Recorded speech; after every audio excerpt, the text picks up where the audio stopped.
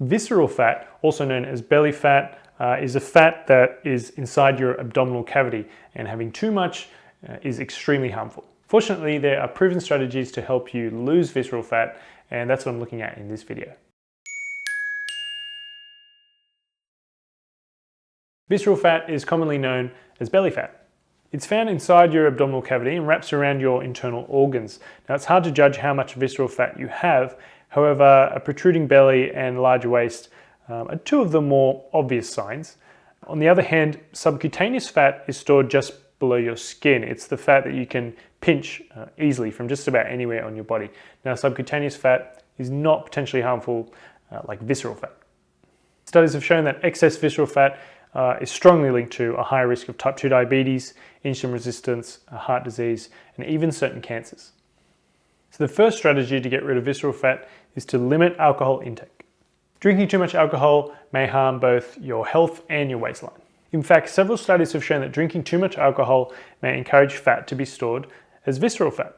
Now, this study in 8,600 Korean adults found that people who drank the most alcohol also had the largest waist circumference, a marker of visceral fat. Another study in 87 women found that a moderate alcohol intake was also linked to carrying more visceral fat. So yeah, the term beer belly may be onto something. Number 2, limit added sugar intake.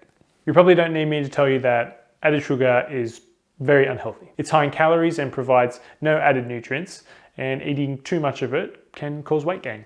Added sugar contains roughly 50% fructose, which is a simple sugar that is metabolized by the liver. Now, in very large amounts, fructose can get turned into fat by the liver. This may increase visceral fat storage. Therefore, eating less added sugar and fructose may be an effective way to lose visceral fat.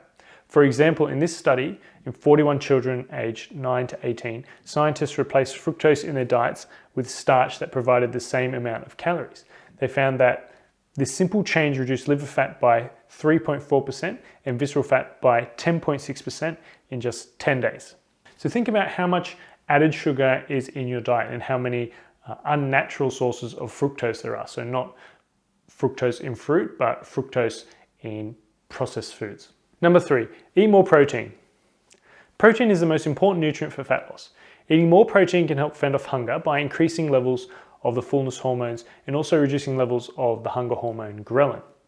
Now, a study in almost 24,000 adults showed that a higher protein intake was linked to a lower body mass index, a higher good HDL cholesterol, and a smaller waist circumference, which is a marker of visceral fat.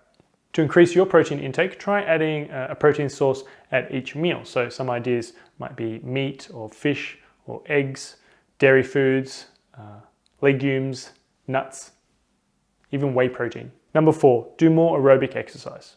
This one was probably quite obvious, but doing more aerobic exercise, aka cardio, is a really great way to lose visceral fat. In fact, many studies have shown that aerobic exercise can help you lose visceral fat even without dieting. For example, this analysis of 15 studies in 852 people found that moderate and high intensity aerobic exercises were most effective at reducing visceral fat without any dieting.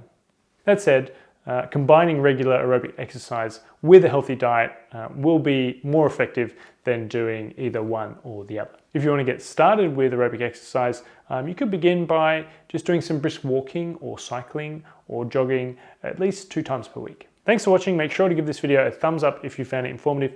And don't forget to subscribe to Healthline's Authority Nutrition YouTube channel by clicking the red subscribe button below this video.